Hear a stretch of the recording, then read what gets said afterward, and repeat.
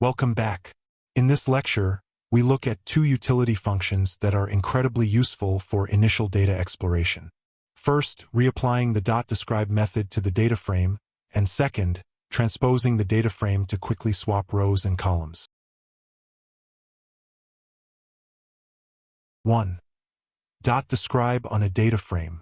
When you apply .describe to a data frame, it automatically computes the descriptive statistics only for the numerical columns, treating each numerical column as an independent series.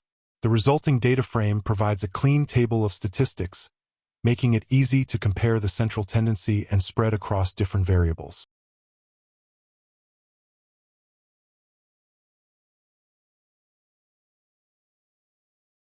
Two.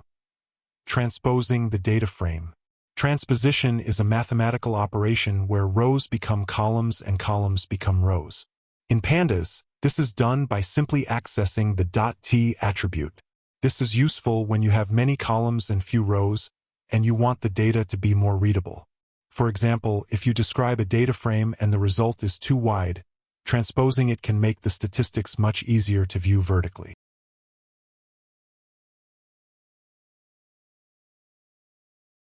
3.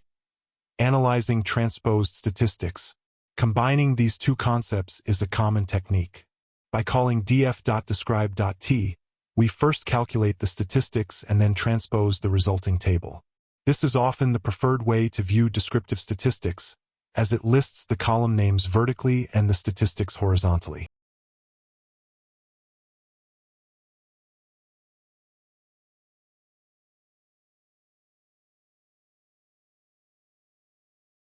To summarize, .describe and transposition are great tools for initial data inspection. Our next lecture 36.16, Sorting. See you there.